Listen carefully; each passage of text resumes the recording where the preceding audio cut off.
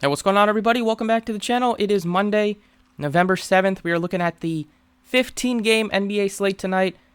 Nothing like a 15-gamer to get us started to kick off the week.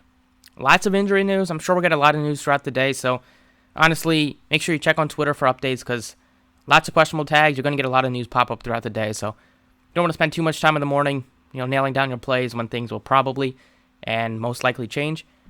But I still have a core group that I like just to get us started. Like I mentioned, a lot of these could change depending on what we get later, but let's get started. As always, if you enjoy the videos, appreciate it if the like button, subscribe if you have not already. Check out the links, Twitter, and the website if you want to join. Starting off at the point guard picks, you have Luka Doncic. He is 12.5. He is way too expensive compared to everybody else. Well over 2K more expensive than the next tier of point guards, which are Trae Young and Ja Morant. If you look at the overall group, he's right up there with Giannis, and he's 900 more than Jokic, so I'm not that fond of Luka at that price tag just because we're probably going to get so many other news on the slate. He shot really well recently. If that continues, great, but I think that'll probably go down to what he normally does. He still gives you upside in the 70s and 80s, but it's just a price tag concern right now. Trae Young is dealing with now a shin issue. He's questionable. It's a marquee matchup against the Bucks. Should be a fun one, but we'll see if he's in or not. I don't love that price tag. Also have a questionable tag on Steph Curry, so I should be back. They kind of sat all their starters on a back-to-back, so not worried. They should be able to get the win against the Kings and improve to 4-7. Shai Gilgeous-Alexander, sandwiched in between three guys that are out. He's had his first bad game of the season. That was against the Bucks in Milwaukee. Not too concerning there. It's going to happen. These guys are not perfect. They're not going to have great games every single time out there. Price tag came down a little bit. Matchup is really good. Take shots on him. We know Simons is out and Lillard now has the questionable tag. If he's back, then I don't think I'll play him against Miami, but at least it'll just make the rest of the team look a little bit less appealing. Now if Lillard is out with Simons out, then you could look to Winslow and you could look to Hart and Grant. Fox had a great shot to win the game against the Magic over the weekend. He's 89. The price tag is expensive for a guy that's been mostly in the high 40s, occasionally in the 50s. I'm not that fond against the Warriors team. And one guy that I love is Fred VanVleet. Didn't miss a beat, came back after dealing with a back issue. No Siakam for the next at least 2 weeks, so VanVleet's going to do his thing. Scotty Barnes, Anunoby, those three I just love to start with whenever Siakam is out, or if VanVleet's out, then you go with the other three. And he can even throw in Gary Trent. I know he's been a little bit frustrating last couple of games. Last game he only played 20 minutes, so that was surprising. But normally he's going to play mid-30s, so not really sure what happened. He just wasn't playing as well, I guess, and they had some other guys get hot, like Koloko was great with like 6+ blocks. Other picks at point guard for value-wise. Well, first, I like Scotty Barnes, and I'm going to throw him in at small forward. Just a guy that's going to play high 30s, probably 40+ minutes in a close game against the Bulls once again. He's a great rebounder. They like to push the paint. They play at a fast pace, so there's always going to be opportunities to score fantasy points, especially when one of the other stars are missing. So VanVleet, Scotty Barnes, those two I'll start with.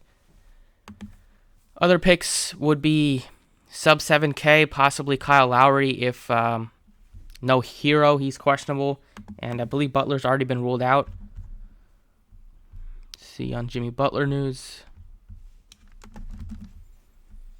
He's probably going to be back, actually, so he's been removed, so that's good. So not too much there on the Miami side, even if Hero is ruled out, unless you want to take a shot on Butler. Simons is doubtful, so don't expect him to play. Like Cade a bit at 77. We saw Rozier, he's back, and still no LaMelo Ball, so he took 24 shots. He's going to continue to chuck, and they're going to need some offense from him. And from Kelly Oubre, they don't have too many other guys. Right now, at least they got Rozier back. That was a nice boost. Sixers, Embiid is questionable once again with an illness. Hopefully he's back. But we know James Harden is still out. We saw Maxey go nuts over the weekend. His price tag has jumped up to 78, though, so he's not really in play for me. You have Jamal Murray. Only played 23 minutes in a big blowout, but he was on pace. He was shooting well. Like the price tag on him a lot. If you're looking for a mid-tier point guard, It's definitely something to look at. Even like Jalen Suggs against Houston, this is a tremendous matchup. He is a bit up and down, but not too many times that you get a guy like Suggs with high 40 point upside, being sub 6K without Cole Anthony, without Fultz. He's still going to play big minutes. So definitely you can look to him if you wanted to. And then value-wise, you have Colin Sexton at 46. He had another good game off the bench. He's making a case for like sixth man if he continues to play at this rate, with Clarkson now starting at shooting guard, and the Jazz just continue to win games. They are now 8-3 in the tough Western Conference. Over at shooting guard, we have Murray at 98. I mean, that's a pass for me. Paul George against Cleveland. Cleveland's looked really good so far this year. Mitchell playing really, really well, and he's shooting at a really nice clip, over 40% from three. We'll see how long that will last. Beal is probably not going to play. He's dealing with the health protocol, so he was ruled out last night, and I don't think he'll be cleared in time to play today. So, Kuzma and Porzingis, they both struggled a bit, but they're still guys who could take shots on. And they started Corey Kispert instead of Barton, so if they do that again, then you could look to Kispert. You could even look to Barton if you wanted to. He's only $200. 5K range, still would take a shot on Gary Trent, possibly at 56. He can still get hot. He can still give you some defensive stats. I like Suggs a bit at 58. They priced up Brogdon a little bit. He's at 52. It's probably where he should be. Value-wise, Reggie Jackson might miss tonight, so that'll be a little bit of a boost to Powell, a little bit of a boost to Kennard is out as well, so a little bit of a boost to Paul George and Morris. Barton at 42 is definitely a value that you could look to, just most likely without Beal. And Malik Beasley at 4,000, last game played 31 minutes. That was without Vanderbilt, so we'll see if he's back today. Small forward Scotty Barnes is kind of leading the way for me right now. Durant's expensive now at 11-1. I mean, it's probably where he should be without having Kyrie there. And Simmons, I think, is back today. So maybe a little bit less peripheral stats if Simmons is cleared. He's questionable, so hopefully he returns. Durant needs at least somebody to take a load off a bit.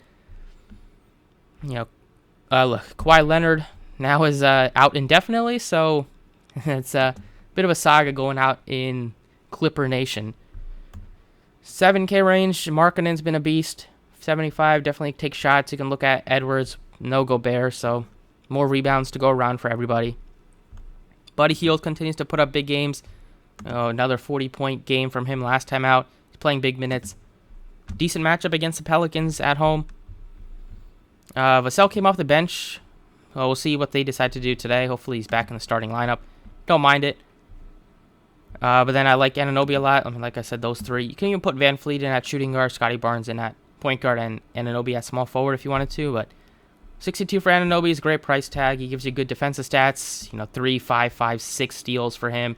Really valuable production there, especially on FanDuel, but even on DraftKings. He's also been shooting really well and gets more opportunities and plays big minutes. So a lot to like with OG's price tag. In the 5K range, possibly you can look to like Kevin Huerter, but not really on him. 4K range, I think Jabari Smith should be back today, so Martin will go back to the bench role, but he looks all right. If no Tyler Hero, then you can look to possibly Caleb Martin. And, Tate's still out, and then Barton still looks like a pretty good value. At power forward, your pay up is Giannis, who got his rest last time out. He's going to play today. No reason to hold him out back-to-back games. He's been playing amazingly. Towns will benefit by playing more minutes at center without Gobert, and he can get you double-double easily. Price tag has come up a little bit. He's at 10K now against the Knicks. Banchero is almost 9,000, but deservingly so. He put up his first 60-point fantasy game where he did go into overtime, I believe. Yeah, but still, very impressive stat line from him. Tobias, decent option at 66, depending on the Embiid news. If Embiid is out, then Maxey Tobias did become in play, but if Embiid is in, a little bit less appealing with their elevated price tags. So, power forward right now, probably pass on it. We'll see what kind of news we get throughout the day. You could look to possibly Olynyk depending on the Vanderbilt news. Draymond's decently priced. John Collins is only 6K, so he also looks like a pretty good price tag. Do you have a good number of guys in the mid-range? Collins has been a bit more up and down recently. Anybody below Covington, he's missed some games. He played just 6 minutes last night. Now, if they're missing Reggie Jackson again today, or I think Jackson played last night, but he's uncertain for tonight's game. So, yeah, I don't think he'll play with the knee issue that he left yesterday's game with. Over at center, I like Jokic a lot against the Spurs. Like Giannis, if you wanted to pay all the way up, if you get more value, easier to do that. Right now, I'd probably lean Jokic. But he also lost minutes with the big blowout, but he was on pace to absolutely smash the Spurs last game. Siakam is out, so you could look to Koloko if you wanted to as a value center, or Boucher. Right now, center is looking pretty appealing. We have DeAndre Ayton is only $6,400. If Embiid plays, a little bit tougher, but still, you're going to need Ayton out there. If Embiid is out, then they could go a little bit smaller, but it would be a better, easier matchup for Ayton. So we'll see. But still, without Cam Johnson, more usage a little bit. Cam Johnson's not a high usage player per se, but Ayton will benefit. Only 16 minutes. That game was an absolute blowout from the start against Portland last time out. But normally he's going to play, can play in the mid-30s in minutes. He's played a little bit less with foul trouble recently in the other previous games, and he missed a couple games with an issue. But I like that price tag a lot. And then, once again, Turner continues to be really nicely priced. Just continue to take shots when he's in the, not even in the 6K range, with the upside they give you with blocks, rebounding a bit. Matchup against Valanciunas and Zion, they're going to need some size out there for the Pacers, and Turner still can give you a big fantasy game if he has a good game with the blocks category. But like I said, we'll probably get a lot of news that'll change this up a bit. But right now, Toronto's the best team to look at, my opinion. I almost forgot, but we'll go ahead now and look at the FanDuel pricing. All right, so another monster slate. 15 games on FanDuel, same as DraftKings. Luka is a little bit easier to get to at 11.8. SGA is your second most expensive guy. I would like him on DraftKings more. And then you expect Curry to play. We'll see about Trae Young. Murray is decently priced at 9K. If Lillard is in at 85, he looks better than he does on DraftKings. Easier to get there. Like Fox's price tag at only 83. Possibly Cade. Other picks, 7K range. Van Fleet, 72, is just going to be a plug and play on both sides. Way too cheap without Siakam. We saw what he did last night, and that's something that he typically will always do whenever Siakam is out or Scotty Barnes is out. Value-wise, 6K range, possibly Clarkson. He's been awesome for the Jazz this year. Trey Jones is looking less appealing with Vassell back, even though he came off the bench last game. 4K range, we'll see. I think Levine should be back, but if not, you can look to Caruso. And that's kind of it. Over at shooting guard, not really that interested in top 3 besides Luka right now. Just 10K almost for Mitchell will be a bit tough to justify. 8K, like Booker, his price tag is decent. Jaylen Brown, decent matchup against the Grizzlies, but he's been also shooting really well. Last game, they just couldn't miss from 3. Rozier is almost 8K, so not too interested there. Like Ingram a bit at 74. And then they kind of priced up some of these. 68 for Vassell is not too appealing. I know Wagner had a great game, but 69 is still expensive for him. Don't mind Buddy Hield for 65. Bridges is pretty cheap at 6K. Suggs looks decent. I'll see about Jalen Green. If he's out, then it'll be a nice boost to Kevin Porter. Right now, putting in Jamal Murray, nicely priced on both sites. You can look to Gary Trent as well. But 59, you're not really going to see that price tag for Murray too often. And if that game was closer last time out, he would have played, 5 or 6 more minutes. Or probably 10 more minutes. He can play 23 minutes. Small forward, Giannis looks great. He's probably the best pay up on FanDuel. 11.6 compared to 12.6 on DraftKings. 8K, Jimmy Butler, if there's no hero, I could definitely get behind him. Scotty Barnes, still going to be a guy that I like at 73 with the upside that he give you. OG is 67, another great play, especially with the blocks and steals that he'll load up on and can give you like 5+ a night in steals. So he looks really appealing. That would be 15 easy points right there. Not really interested in Herter, Dort, possibly Bridges, 6K, possibly Trent, 58. Right now, like, love the Toronto side. 4K range, not really too interested. You have Barnes and Gordon as potential picks, but Gordon looks better if there is no Jalen Green tonight, and then you can look to Will Barton. At 3K range, you probably have Kispert down here somewhere, possibly if you want to take a shot there. And probably Craig. Over at power forward, love Durant at 10.5. Gonna be another good pay up. 11.1 is decent on DraftKings, but 10.5 is a price tag it'll be tough to pass. In a great matchup against the Mavs. Zion is questionable. So many questionable guys. We'll see. Not really a Q tag, so I think he'll play. Just kind of cramping issue. Porzingis is 76. You know, hey, he looks good. Just a great matchup. Same thing with Kuzma. It is a back-to-back, and they did lose last night. But he would still be a guy you can look to. And the same thing for like Kyle Kuzma at 65. I mean, that price tag looks really good. So yeah, I love Kuzma more than Porzingis on FanDuel. Like Turner a bit. You can look to Draymond at 58. And Hartenstein is similar price on both sides, I believe. He should start at center. He played 38 minutes, but 5 were in overtime, I believe. So 33 is what you probably see today, 30, 33. And last but not least, at center, you have Jokic at only 10.7. That's you'll never see Jokic that cheap. So really try to get to him if you wanted to. Towns is a good option without Gobert at 96. Porzingis. Value-wise, you have Nurkic, you have Ayton, you have Turner. So you have your fair share of guys in the 6K range if you didn't want to pay all the way up.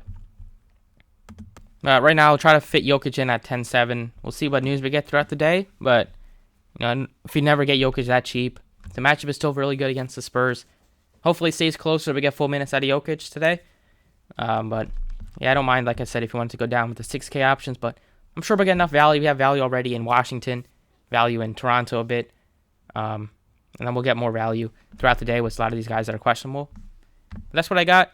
Thank you for watching. Best of luck tonight. And stay tuned for updates on Twitter. I'll see you all next time.